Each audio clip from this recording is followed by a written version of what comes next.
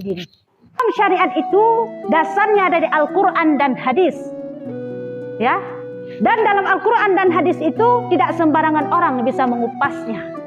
Kecuali orang-orang yang sudah memang menguasai seluruh ilmu bayan, ilmu mantik, ilmu logah. Ya. Seluruh ilmu dia kuasai, baru boleh dia mengeluarkan hukum melalui langsung Al-Quran yang sering kali kita kenal atau kita sebutkan sebagai imam mujtahid. Imam mujtahid ini ada dua. Ada imam mujtahid mutlak, ada imam mujtahid tarjih. Apa imam mujtahid mutlak? Siapa dia? Yaitu Syafi'i, Maliki, Hambali, Hanafi. Yang imam mujtahid mutlak. Imam Syafi'i gurunya Imam Maliki, tapi Imam Syafi'i tidak mengikuti Imam Maliki, kayaknya. Dan Imam Maliki tidak menafikan pendapat Syafi'i. Walaupun murid hana kah salah, kah murid long pakai ikut long hana. Bahkan karena Imam Maliki mengetahui yang bahwa setingkat mana keilmuan Imam Syafi'i. Dia nak tingkat ilmu Imam Syafi'i gede pu dan gede di Imam Maliki. Maka dia hana paksa ikut. Yang dengan taklid haram. Taklid ada dua. Ada taklid wajib, ada taklid haram. Apa itu taklid wajib? Kita yang tidak ada ilmu sama sekali wajib mengikuti ulama yang empat ini. Pendapat ulama ini. Ini taklid wajib. Jadi mihana tak ikut, maka sesat. Maka dia lupa salah. Bahkan karena kita tidak ada ilmu, tidak bisa kita langsung mengistimbat hukum. Tidak bisa kita langsung mengeluarkan hukum dari ayat dan hadis. Karena ilmu kita masih sangat sedikit.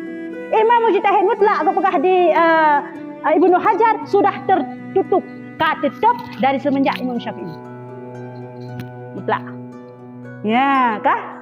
Jadi di Imam Maliki hana penafi pendapat Imam Syafi'i karena ilmunya tinggi. Dan dalam hal tersebut di Imam Syafi'i tidak boleh taklid kepada Imam Maliki walaupun itu gurunya. Kenapa? Karena beliau ada ilmu. Maka dalam hal tersebut taklid haram. Haram atas Imam Syafi'i mengikuti Imam Maliki. Kenapa? Karena itu enak ilmu kerong. Jadi keluarkan hukum ke kerong sehingga kepegaklah mazhab.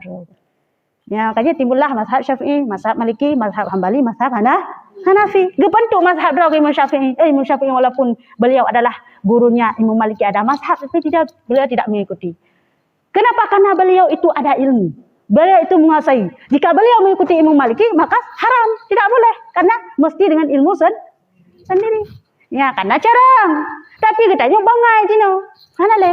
Yang Imam mujtahid yang kedua Imam mujtahid tarjih. Yaitu mentarjih hukum daripada Imam mujtahid mutlak. Contoh saya Imam Maliki, Imam Syafi'i. Imam Syafi'i, yang jadi Imam mujtahid tarjih siapa? Imam An-Nawawi, Imam Ibnu Hajar Al-Haytami, dan lain-lainnya. Ya, yang adalah Imam mujtahid tarjih, mentarjih hukum. Imam Rafi'i mengeluarkan hukum, mengupas hukum dari hukum yang dibentuk, yang dikeluarkan oleh Imam mujtahid mutlak. Ditarjih di Imam Nawawi. Makanya contoh tanya Imam Syafi'i. Imam Syafi'i na dua buah kaul. Na kaul kadim, na kaul jadid. Umi, siapa yang merumuskan kaul kadim dan kaul jadid? Apakah Imam Syafi'i? Bukan. Siapa yang membentuk atau mengelompokkan kaul ini, kaul itu Imam mujtahid tarjih. Siapa? Imam Nawawi. Imam Nawawi yang kepegah. Nyo kaul kadim, nyo kaul jadid. Kenapa Imam Nawawi mengelompokkan demikian, memisah-misahkan antara perkataan-perkataan, maksud kaulnya perkataan. Perkataan-perkataan Imam Syafi'i yang qadim sebelum mula-mula, yang jadid baru. Nyo perkataan Imam Maliki, Imam Syafi'i yang pun.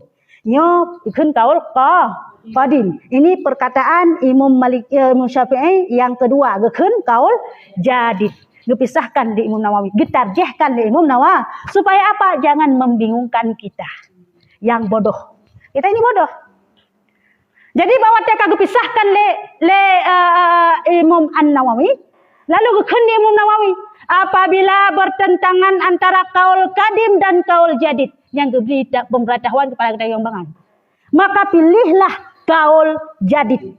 Kenapa? Karena kaul jadid ini adalah pendapat kedua Imam Syafi'i, dan Imam Syafi'i sudah bertambah ilmu, sudah bertambah sudah berpindah tempat.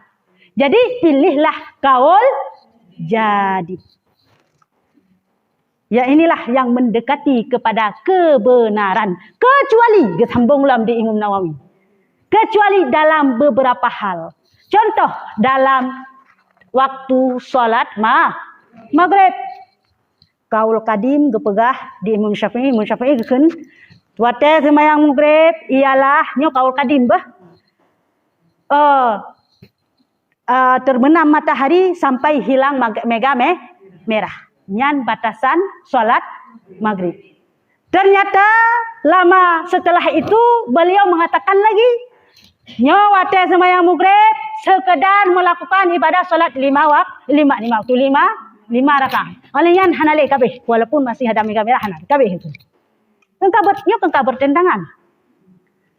Buno kepegah pun dari terbenam matahari sampai habis mega merah. Yang kedua 5 rakaat berarti ya kabehnya hana semayang ni hanale bate.